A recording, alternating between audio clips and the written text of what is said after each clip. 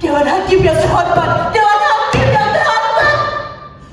Sebelumnya, izinkan saya meralat ucapan jaksa. Nama saya Semara, saya seorang TKW, bambu. Tapi justru itu saya hebat.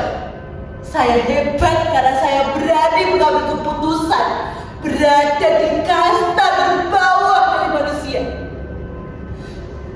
Bertahun-tahun saya membungkuk, merangga, menjilat di bawah kaki orang. Bertahun-tahun saya tahan mulut saya.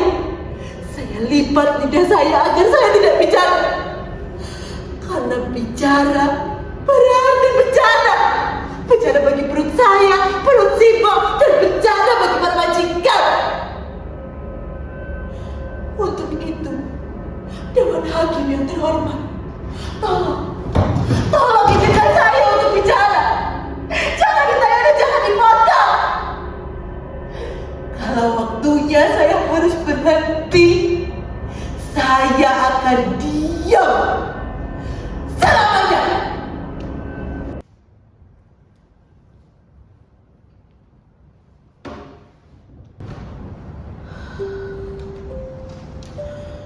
Dari kecil, saya tak pernah berani menyombongkan wajah. Apalagi di Karangsari, desa tempat saya dilahirkan. Orang-orang di sana selalu membuat saya gugup dengan tatapan curiga mereka, dengan bisik-bisik mereka. Saya ingat Pak Kasirin, guru madrasah saya, pernah menerangkan,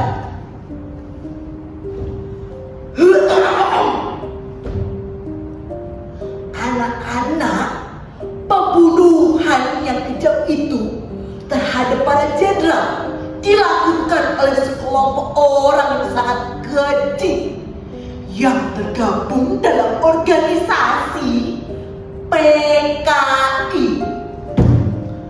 PKI pancen biadab.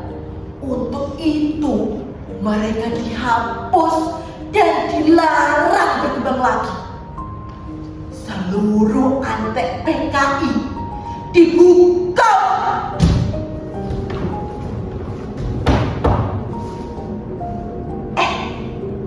Kowe iki udah ngerti ora?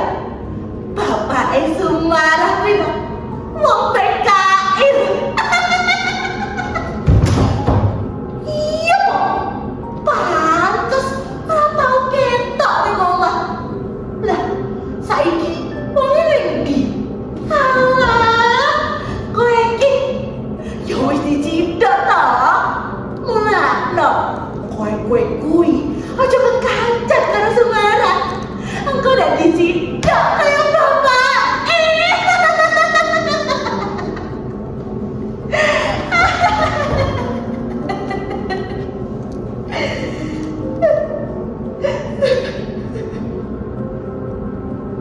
Siapa bilang bapak saya PKI?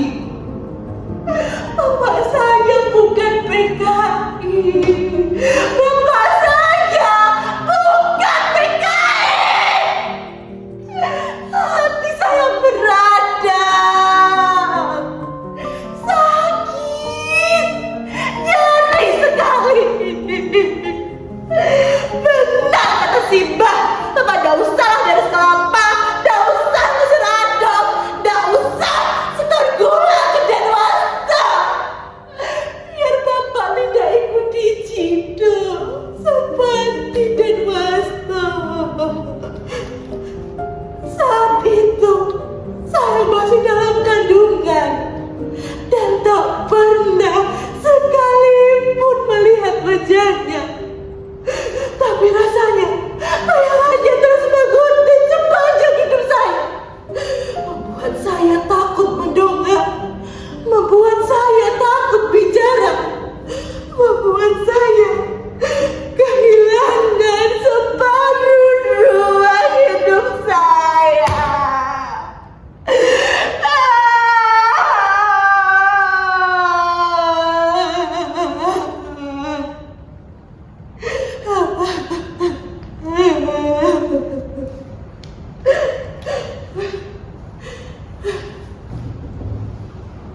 Mas madrasah. Kondisi ekonomi Simba tak mengizinkan saya untuk bisa bersekolah lagi. Tapi saya yakin pendidikan masih bisa melepaskan saya dari keterjepitan ini, bukan? Oleh karena itu, saya habiskan 12 tahun hidup saya mendengarkan dalam kelas, mempercayai teori-teori. Tapi kenyataannya semua menjadi bukan. Tembok, rambutku, ijazahku macet ketika aku mencari kerja. Ijazahku tak berkunci apa-apa. Dan pilihan pekerjaan yang layak saat itu hanya menjadi mabuk. Nah, suatu siang majikan saya pergi ke luar kota. Saya cuma beristirahat sebentar dan tiba-tiba hujan turun deras sekali. Semua pakaian yang dijemur jatuh, basah semua.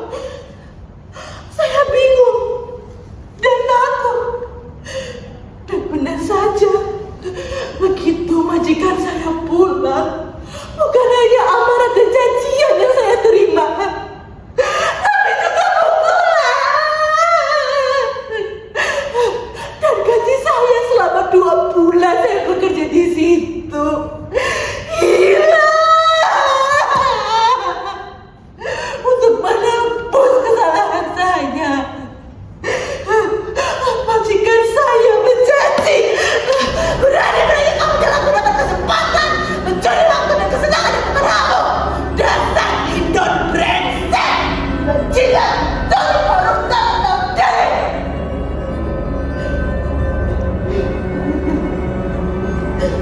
Astagfirullahaladzim. Demi Tuhan, saya bukan koruptor. Jika saya koruptor, maka bagaimana dengan majikan saya yang menilep uang gaji saya? Apa mereka bukan koruptor juga? Saya sedih, sakit dan kecewa. Saya ini bodoh, dan kebodohan saya membuat saya diperdaya. Saya putuskan saya harus bersekolah lagi, dan nasib saya akan menjadi lebih baik. Akhirnya 3 ijazah saya punya dengan nilai yang cukup bagus. Tapi kebanggaan itu mulai runtuh ketika di mana-mana saya ditembak dari pintu pekerjaan. Ijazah saya berbunyi apa karena bayangan bapak yang memintakan nama saya.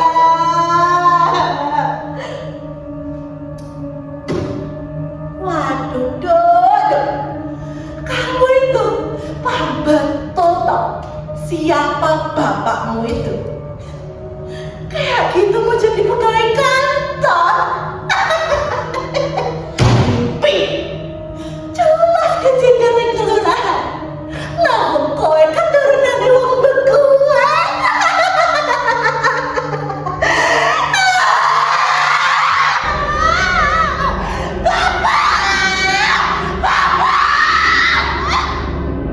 Di mana coba? Aku ingin kau ada dan bungkam mulut anak-anak kita. Kalau benar bapakku bersalah, lantas apa iya? Aku, Simba, Kang Yorma dan Yudhasi harus menanggung semua dosa itu selamanya.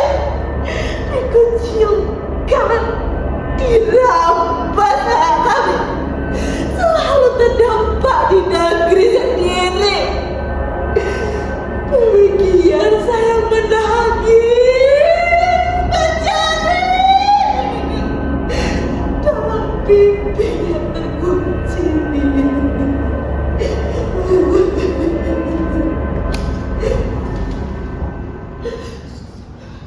Setelah itu, saya bekerja pada seorang juragan beras di kota kabupaten. Dan di sana, saya bertemu dengan seorang lelaki, Mas Edi namanya. Dia seorang tentara loh. Dan katanya, dia juga cinta sama saya. Tapi saya tak mungkin meneruskan hubungan saya dengan Mas Edi. Mas Edi mundur teratur ketika mengetahui sejarah keluarga saya. Lagi-lagi, bayangkan Bapak menghitamkan nama saya. Saya ingin lari, ingin pergi jauh. Dan bayangkan Bapak tak mau mengejar saya lagi. Oleh karena itu, saya putuskan saya harus pergi ke Arab menjadi seorang TKW. Berkas-berkas saya urus dengan perantara seorang calon. Saya jadi paham betul kalau ternyata di negeri ini semua menjadi mudah dengan selipan-selipan uang bagi petugas. Membeli pegawai tentara, membeli pegawai ini, pegawai itu.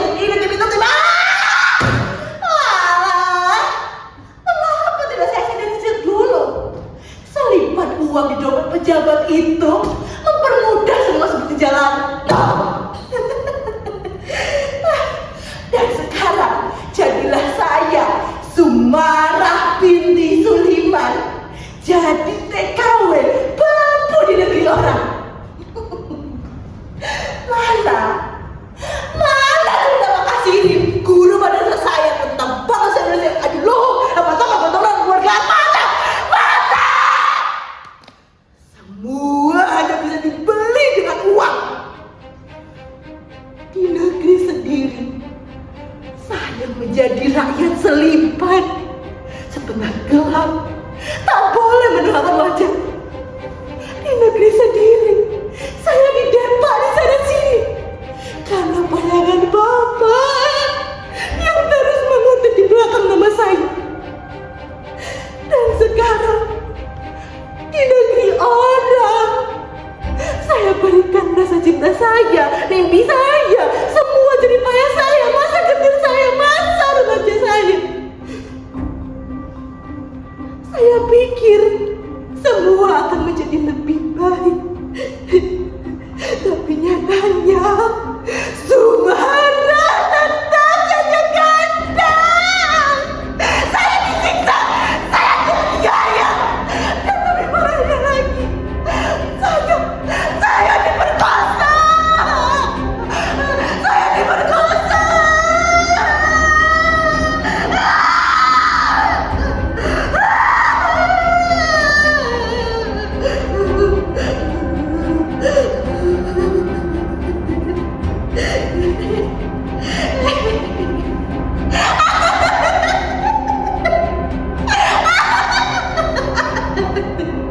Tidak.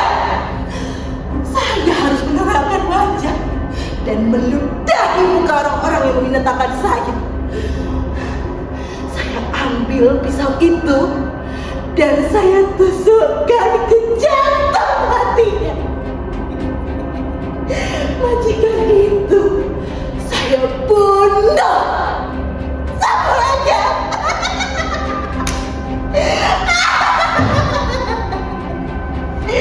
Saya tahu saya akan menjadi gelap dan sesungguhnya. Bertahun-tahun saya tidak salah, tapi tetap disalahkan. Dan sekarang dengan berani saya berbuat salah. Salah yang sesungguhnya.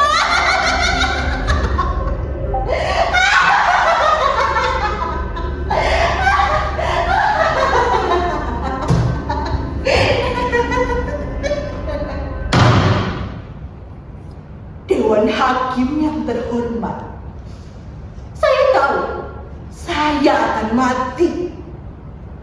Tapi bagi saya, keberanian perjuangan harap pemberitaan semua harus dijalani dengan keberanian. Kematian dan kehidupan adalah dua sisi keping nasib.